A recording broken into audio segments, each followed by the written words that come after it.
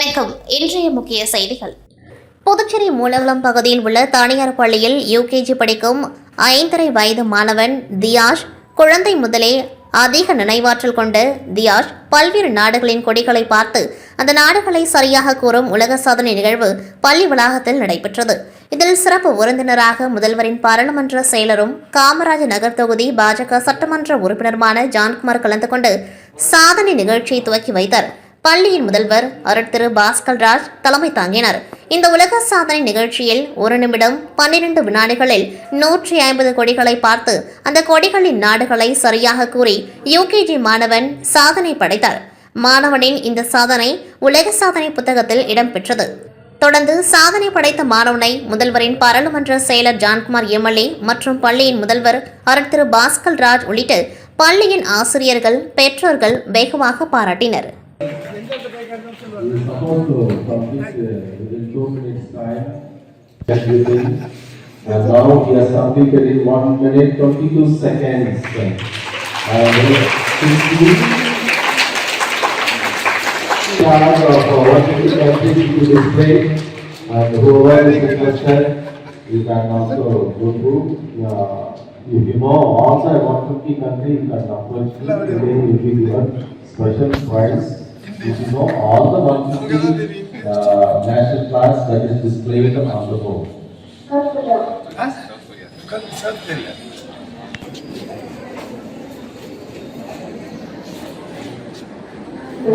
now, Ambassador Diyash will be honored with the sword and the bouquet, and our chief guest will.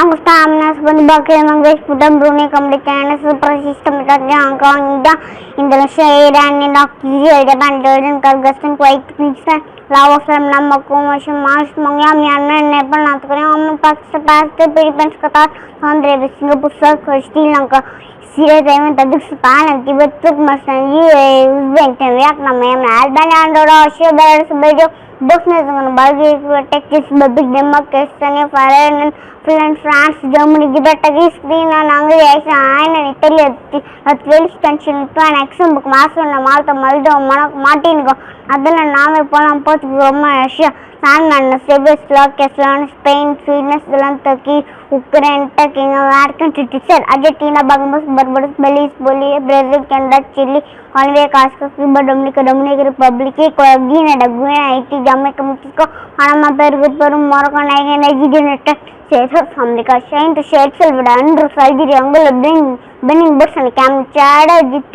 Eritrea Gabon Gambia Ghana Guinea Kenya Lesotho Libya Mali Somalia Sudan புதுச்சேரியில் இருந்து கடலூர் செல்லும் சாலையில் இடையர்பாளையம் பகுதியில் மலட்டாற்று பாலம் கடந்த 1992ஆம் ஆண்டு கட்டப்பட்டது. இந்நிலையில் பெஞ்சல் புயல் காரணமாக காற்றுடன் கூடிய கனமழை பெய்ததால் சாத்தனூர் மற்றும் வீடூர் அணைகள் திறக்கப்பட்டது. இதன் காரணமாக புதுச்சேரியில் உள்ள தென்பெண்ணை சங்கராபுரம் அணை மற்றும் மலட்டாற்றில் வெள்ளப்பெருக்கு ஏற்பட்டு கரையோரம் உள்ள கிராமங்கள் வெள்ளத்தில் மூழ்கின. இதனிடையே மலட்டாற்றில் வெள்ளம் காரணமாக இடையர்பாளையம் பகுதியில் உள்ள ஆற்றுப்பாலம் கடந்த புதன்கிழமை 4ஆம் தேதி இரவு திடீரென உள்வாங்கியது. இதுகுறித்து தகவல் அறிந்து சம்பவ இடத்திற்கு வந்த தொகுதியின் சட்டமன்ற உறுப்பினரும் சபாநாயகருமான செல்வம் உடனடியாக சாலையை மூடி வாகனங்களை மாற்றுப்பாதையில் திருப்பிவிட உத்தரவிட்டார். தொடர்ந்து முதலமைச்சர் மற்றும் பொதுப்பணித்துறை அமைச்சருக்கு தகவல் தெரிவித்தவுடன் சம்பவ இடத்திற்கு வந்த முதலமைச்சர் ரங்கசாமி மற்றும் பொதுப்பணித்துறை அமைச்சர் லட்சுமி நாராயணன் பாலத்தில் ஏற்பட்டுள்ள பாதிப்பை பொதுப்பணித்துறை அதிகாரிகளுடன் பார்வையிட்டு ஆய்வு செய்தனர். ஆய்வில் பாலம் உறுதித்தன்மையுடன் இருப்பதாகவும் இடையார்பாளையத்துடன் பாலம் இணையும் இடத்தில் வெள்ளப்பெருக்கால் அங்கிருந்த மணல்கள் வெள்ளத்தில் அரித்து செல்லப்பட்டதாகவும் தெரியவந்தது. இதனைத் தொடர்ந்து பாலத்தை உடனடியாக சீரமைத்து போக்குவரத்தை துவங்க வேண்டும் என முதலமைச்சர் ரங்கசாமி உத்தரவிட்டார். இதனிடையே பாலம் சேதமடைந்ததன் காரணமாக புதுச்சேரி கடலூர் இடையே போக்குவரத்து பாதிக்கப்பட்டு வாகனங்கள் அனைத்தும் மாற்றுப்பாதையில் கொம்பாக்கம், திருக்காஞ்சி, தவளக்குப்பம் வழியாக கடலூருக்கு திருப்பிவிடப்பட்டது. இதனால் கடலூர் வழியாக செல்பவர்கள் மிகுந்த சிரமத்திற்கு உள்ளாகினர். மேலும் உள்வாங்கி இடையார்பாளையம் பாலத்தை சீரமைக்கும் பணி உடனடியாக துவங்கப்பட்டது. பொதுப்பணித்துறை அதிகாரிகள் பாலத்தை சீரமைக்கும் பணியில் இரவு பகல் பாராமல் முழுவீச்சில் ஈடுபட்டனர். தற்பொழுது பாலம் முழுமையாக சீரமைக்கப்பட்ட நிலையில் பாலத்தினை சபாநாயகர் ஏம்பலம் செல்வம் சிறப்பு பூஜை செய்து டிராக்டர் வாகனத்தை ஓட்டி 2 நாட்களுக்கு பின்னர் மீண்டும் புதுச்சேரி கடலூர் சாலையில் போக்குவரத்தை துவக்கி வைத்தார். 2 நாட்களாக கடலூர் சாலையை கடக்க மிகுந்த சிரமத்திற்குள்ளாகி வந்த வாகன ஓட்டிகள் தற்பொழுது பாலம் சீரமைக்கப்பட்டு போக்குவரத்து துவக்கப்பட்டதால் நிம்மதி மற்றும் மகிழ்ச்சி அடைந்துள்ளனர். அரசு செயலர்கள் காலம் கடத்தாமல் மக்களுக்கு சேவையாற்றினால்தான் புதுச்சேரி மாநிலத்தை வளர்ச்சியை நோக்கி கொண்டுவர முடியும் என புதுச்சேரி முதலமைச்சர் ரங்கசாமி தெரிவித்துள்ளார். டெல்லியில் உள்ள கர்மயோகி பாரதிரன் மேம்பாட்டு ஆணையமும் புதுச்சேரி அரசு நிர்வாக சீர்திருத்தத்துறையும் இணைந்து புரிந்துணர்வு ஒப்பந்தத்தில் ஆளுநர் கைலாஸ்நாதன், முதலமைச்சர் ரங்கசாமி முன்னிலையில் கையெழுத்திட்டனர். நிகழ்ச்சியில் சபாநாயகர் செல்வம், தலைமை செயலர் சரத் சவுகான், அரசு செயலர், துறை இயக்குநர்கள் உள்ளிட்ட அரசு அதிகாரிகள் பங்கேற்றனர்.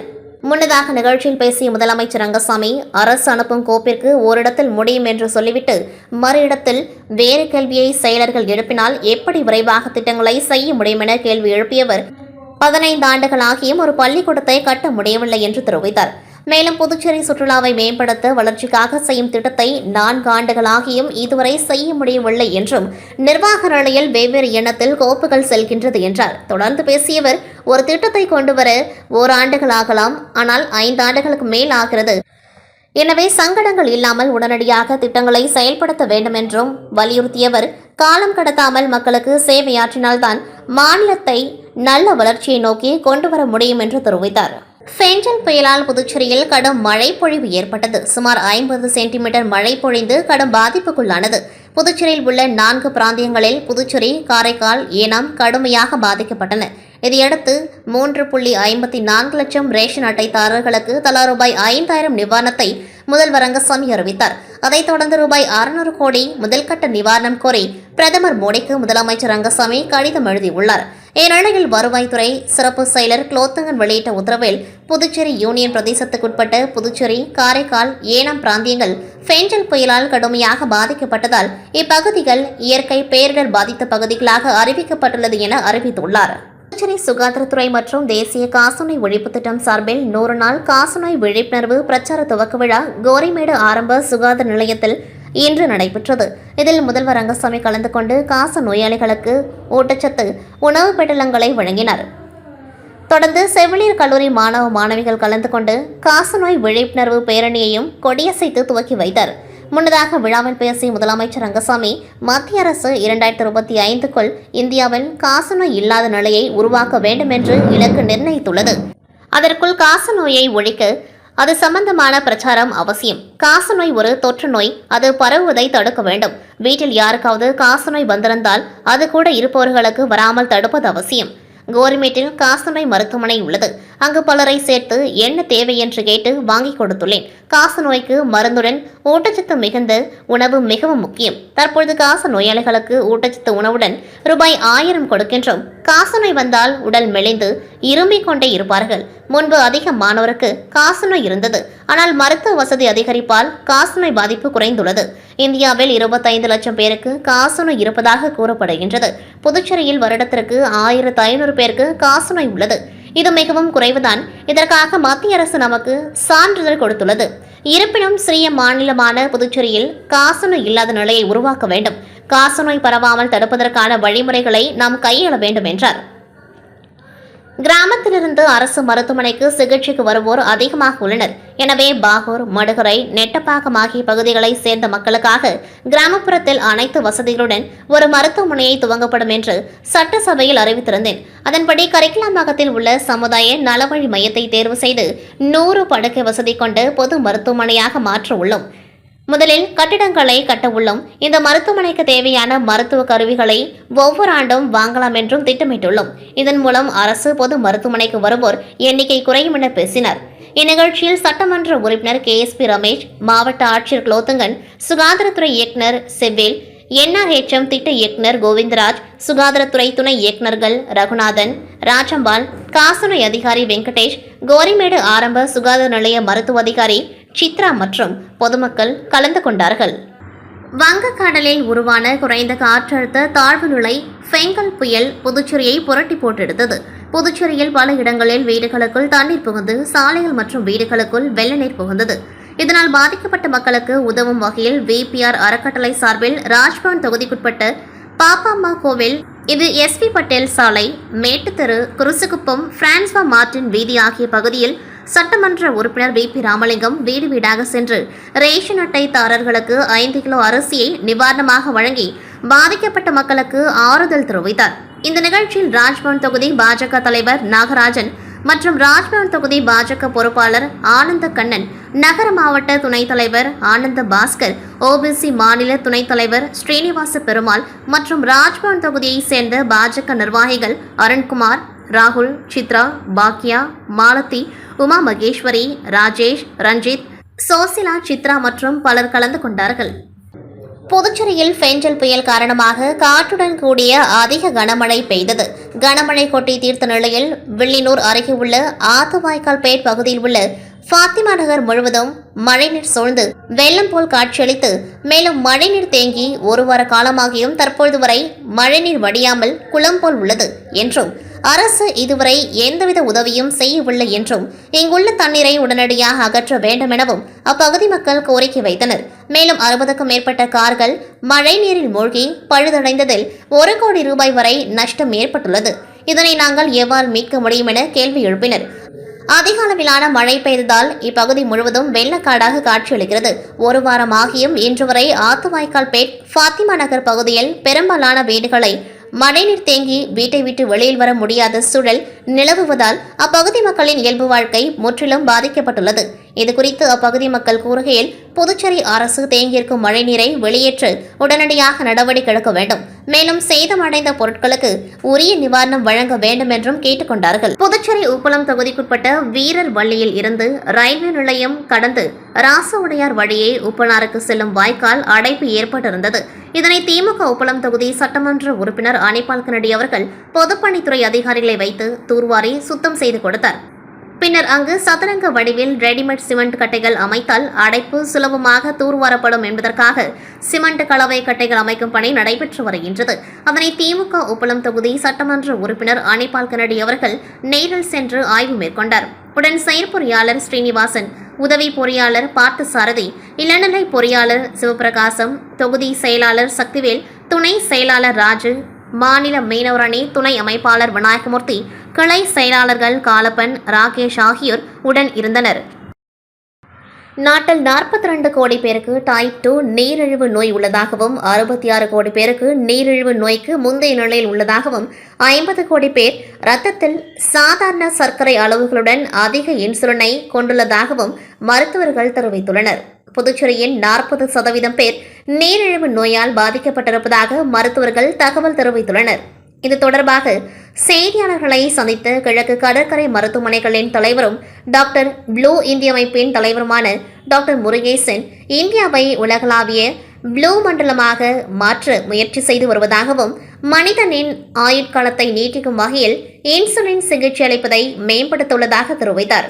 ஆபத்தான நிலையில் உள்ள நீரிழிவு நோயாளிகள் அல்லாதவர்களில் 85 விழுக்காட்டினர் இன்சுலின் அளவை உயர்த்தியுள்ளனர் என்று குறிப்பிட்ட டாக்டர் முருகேசன், இது மாரடைப்பு, பக்கவாதம், சிறுநீரக செயலிழப்பு, உயர் ரத்த அழுத்தம் மற்றும் புற்றுநோய் போன்ற ஆபத்தான நோயை உருவாக்கும் என்று குறிப்பிட்டார். மிகவும் அவசர முக்கியத்துவம் வாய்ந்த இந்த சுகாதார சவாலை உணர்ந்து இன்சுலின் பரிசோதனையை வழக்கமான உடல்நல பரிசோதனைகளில் ஒன்றாக ஒருங்கிணைக்க வேண்டும் என்று வலியுறுத்தினர். டாக்டர் ப்ளூ இந்திய அமைப்பின் மூலம் இன்சுலின் பரிசோதனை புதுச்சேரியில் இதுவரை 1,00,000 பேருக்கு செய்துள்ளதாகவும், அதன்படி புதுச்சேரியில் மட்டும் சுமார் 40% பேர் நீரிழிவு நோயால் பாதிக்கப்பட்டிருப்பதாகவும் தெரிவித்தார். இரத்தத்தில் சர்க்கரை இல்லாவிட்டாலும் உயர்ந்த இன்சுலின் அளவுகள் உலகளாவிய இறப்புகளில் 75% பங்களிக்கின்றது என்று குறிப்பிட்ட அவர், வழக்கமான பரிசோதனைகளில் இன்சுலின் பரிசோதனையையும் கட்டாயப்படுத்த வேண்டும் என்று தெரிவித்தார். தொடர்ந்து பேசிய டாக்டர் முருகேசன், நாட்டில் 42 கோடி பேருக்கு டைப் 2 நீரிழிவு நோய் உள்ளது என்றும் 66 கோடி பேர் நீரிழிவு நோய்க்கு முந்தைய நிலையில் உள்ளனர். 50 கோடி பேர் இரத்தத்தில் சாதாரண சர்க்கரை அளவுடன் அதிக இன்சுலினை கொண்டுள்ளதாகவும் தெரிவித்தார். பேட்டியின் பொழுது டாக்டர் திலீப் குமார் பாலிகா, இந்திய மருத்துவ முறை முன்னாள் தலைமை நிர்வாக அதிகாரியுமான டாக்டர் ஹெச் ரங்கநாத், இந்திய அரசின் மசாலா வாரியத்தின் இயக்குநர் எஸ் கண்ணன் ஆகியோர் உடனிருந்தனர். ஃபெஞ்சல் புயல் காரணமாக பாதிக்கப்பட்ட மணவெளி தொகுதி மக்களுக்கு என்றும் மக்கள் சேவகர், வருங்கால சட்டமன்ற உறுப்பினர் அபிஷேகப்பாக்கம் தலைமை பொதுக்குழு உறுப்பினர் சன் சண்முகம் மக்களை சந்தித்து ஆறுதல் கூறினார் மற்றும் நிவாரணம் வழங்கினார். இதில் கிளை நிர்வாகிகள் மற்றும் இளைஞர்கள் உடன் இருந்தனர். கடலூர் மாவட்டம் தேசிய காசநோய் ஒழிப்பு திட்டத்தின் சார்பாக NKSHAY என்கின்ற சிறப்பு 100 நாள் காச நோய்க்கு கண்டுபிடிப்பு முகாம் நாடு முழுவதும் நடைபெறுகின்றது. இதில் சிறப்பு முகாமில் காச நோயால் அதிக பாதிப்புக்குள்ளாகும் குறிப்பிட்ட நோயாளிகளை, சர்க்கரை நோயாளிகள், காச நோயால் பாதிக்கப்பட்டவர்களின் குடும்பத்தினர், சிறுநீரக கோளாறு உள்ளவர்கள், ஊட்டச்சத்து பற்றாக்குறை உள்ளவர்கள், புற்றுநோயால் பாதிக்கப்பட்டவர்கள் அடையாளம் கண்டு அவர்களுக்கு காச நோய் அறிகுறிகள் உள்ளதா என கண்டறிந்து அறிகுறிகள் இருப்பவர்களுக்கு காச நோய்க்கான பரிசோதனை செய்யப்படும் வகையில் இத்திட்டம் 100 நாட்களுக்கு செயல்படுத்தப்படும். கடலூர் தலைமை தபால் நிலையத்திலிருந்து அரசு மருத்துவமனை வரை மகளிர் செவிலியர்களை கொண்டு நடைபெற்றது. இந்நிகழ்ச்சியில் கடலூர் மாநகர மேயர் சுந்தரி ராஜா கொடியசைத்து வைக்க, மாவட்ட சுகாதார அலுவலர் பொற்கொடி, மருத்துவமனை கண்காணிப்பாளர் மருத்துவர் நடராஜன், துணை இயக்குநர் காசநோய் மருத்துவர் கருணாகரன், சித்திரை செல்வி, மாவட்ட எய்ட்ஸ் தடுப்பு மற்றும் கட்டுப்பாட்டு திட்ட மேலாளர் செல்வம், திட்ட மேற்பார்வையாளர் கதிரவன், ART மருத்துவர் தேவ் ஆனந்தி, மருத்துவர் ஸ்ரீதரன் கலந்து கொள்ள காசநோய் ஒருங்கிணைப்பாளர் கிருஷ்ணகுமார் நன்றி உரை கூறினார். சட்ட மாமேதை புரட்சியாளர் அண்ணல் அம்பேத்கர் அவர்களின் திருவுருவ சிலைக்கு பண்ருட்டி சட்டமன்ற தொகுதி நாம் தமிழர் கட்சி சார்பில் மாலை அணிவித்து புகழ்வணக்கம் செலுத்தும் நிகழ்வு நடைபெற்றது. 1000 ஆண்டுகள் நாம் அடிமையாய் வாழ்வதை விட சுதந்திரமாய் ஓர் நொடி வாழ்ந்து சாவது மேலானது என்று கற்பித்த புரட்சியாளரின் அறிவை தேடி ஓடுங்கள், நாளைய வரலாறு உங்களை தேடி ஓடிவரும் என்று பேரறிஞர் இந்திய அரசியலமைப்பு சட்டத்தை வடிவமைத்த சட்ட மேதை, நான் யாருக்கும் அடிமை இல்லை, எனக்கும் யாரும் அடிமை இல்லை என்று முழங்கிய சமத்துவ நாயகன், ஜாதிய கொடுமைகளை எதிர்த்து போராடாமல் இருப்பதை விட செத்து ஒழிவதே மேலானது என்ற புரட்சியாளர் அண்ணல் அம்பேத்கர் இன்றைய கால தேவை மட்டுமல்ல, என்றைக்குமான கால தேவை, இன்றளவும் தொடரும் ஜாதிய ஏற்றத்தாழ்வுகளை நொறுக்குகிற வலிமை மிக்க சம்மட்டியாக அண்ணல் அம்பேத்கர் திகழ்கின்ற சட்ட மாமேதை புரட்சியாளர் அம்பேத்கர் அவர்களின் நினைவு நாளை ஒட்டி பண்ருட்டி சென்னை சாலை காய்கறிகள் அங்காடிகள் அருகில் அமைந்துள்ள புரட்சியாளர் அம்பேத்கர் அவர்களின் திருவுருவ சிலைக்கு பண்ருட்டி சட்டமன்ற தொகுதி நாம் தமிழர் கட்சி சார்பில் மாலை அணிவித்து புகழ்வணக்கம் செலுத்தப்பட்டது. இந்நிகழ்வு பண்ருட்டி தொகுதி செயலாளர் வெற்றிவேலன் தலைமையில் நடைபெற்றது. இந்நிகழ்வில் புதுச்சேரி நாம் தமிழர் தொழிற்சங்க செயலாளர் ரமேஷ், கடலூர் மாவட்ட தலைவர் மகாதேவன், மாவட்ட தொழிற்சங்க பாசறை செயலாளர் சாதிக் பாட்ஷா, தொகுதி தலைவர் பிரகாஷ், பண்ருட்டி நகர தலைவர் அன்பழகன், பணப்பாக்கம் கிளை செயலாளர் இளமாறன், செந்தில்நாதன், மனோஜ் அனைவரும் பங்கேற்று இந்நிகழ்வில் புரட்சியாளர் அம்பேத்கர் திருவுருவ சிலைக்கு மாலை அணிவித்து மலர்தூவி புகழ்வணக்கம் செலுத்தினர். இன்றைய அரசியல் கால சூழல் ஜாதி மத பிளவுகள்தான் சமநிலை சமூகம் அமைய விடாது. ஒவ்வொரு தேசிய இனத்திற்குள்ளும் தன்னின பகையை மூட்டி அந்த தேசிய இனங்களை பிரித்தாண்டு வீழ்த்தி கொண்டிருக்கின்றது என்பதை உணர்ந்த தமிழ் தேசிய இன பிள்ளைகள் அண்ணல் அம்பேத்கரின் வழியிலே பயணித்து தமிழ் தேசிய இன மக்களின் உரிமைகளை மீட்டெடுக்க இந்நினைவு நாளில் உறுதியேற்றனர். பொதுப்பணித்துறை அலுவலகம் முன் காத்திருப்பு போராட்டம் நடத்த அரசு ஒப்பந்ததாரர்கள் முடிவு செய்துள்ளனர். காரைக்கால் அரசு ஒப்பந்ததாரர்கள் கூட்டமைப்பு சார்பில் ஆலோசனை கூட்டம் வெள்ளிக்கிழமை நடைபெற்றது. கூட்டமைப்பை சேர்ந்த JR ரவி, அன்பழகன் தலைமை வகித்தார். சுவாமிநாதன் வரவேற்றார். ஒப்பந்ததாரர்கள் சந்திக்கும் பிரச்சினை குறித்து TN ஈரேஷ், மணிவண்ணன், ஆறுமுகம், மாறன் ஆகியோர் பேசினர். கூட்டத்துக்கு பின் கூட்டமைப்பினர் கூறியது, காரைக்காலில் பொதுப்பணித்துறையில் ஒப்பந்த பணிகள் செய்து வரும் எங்களுக்கு டெண்டர் எடுப்பதில் பழைய நடைமுறைகளோடு சேர்த்து சில புதிய விதிமுறைகள் புகுத்தப்பட்டுள்ளன. இதனால் காரைக்கால் மாவட்ட அரசு ஒப்பந்ததாரர்கள் பொதுப்பணித்துறை மற்றும் நகராட்சி மூலம் டெண்டர் வேலைகள் எடுப்பதில் சிக்கல் ஏற்பட்டுள்ளது. கூட்டத்தில் பேசிய கூட்டமைப்பை சேர்ந்த ஒப்பந்ததாரர்கள், புதுவை முதல்வர், பொதுப்பணித்துறை தலைமை பொறியாளர் உள்ளிட்டோரை காரைக்கால் சட்டப்பேரவை உறுப்பினர்கள் முன்னிலையில் ஒப்பந்ததாரர்கள் சந்தித்து பேசினோம். கோரிக்கை பரிசீலிக்கப்படும் என தெரிவித்தனர். இதுவரை எந்த நடவடிக்கையும் எடுக்கப்படவில்லை. ஏற்கனவே டெண்டர் எடுக்காமல் புறக்கணிப்பில் உள்ளோம். இதை மேலும் நீட்டிக்க முடிவு செய்யப்பட்டுள்ளது. கடந்த நாடாளுமன்ற தேர்தல் காலத்தில் தேர்தலுக்காக வாக்குச்சாவடிகள் சீரமைப்பு, வாக்கு எண்ணும் மையத்தில் சீரமைப்பு பணிகள் உள்ளிட்டவை செய்த ஒப்பந்ததாரர்களுக்கு இதுவரை பொதுப்பணித்துறை உரிய தொகையை வழங்காமல் உள்ளது. அதுவரை நியமன முறையிலான ஒப்பந்த பணியை தவிர்க்க முடிவு செய்யப்பட்டுள்ளது. கோரிக்கை நிறைவேற்றப்படாத பட்சத்தில் விரைவில் பொதுப்பணித்துறை அலுவலகம் முன் காத்திருப்பு போராட்டம் நடத்த முடிவெடுக்கப்பட்டுள்ளது என்றனர். இத்துடன் செய்திகள் நிறைவடைகின்றது. நன்றி.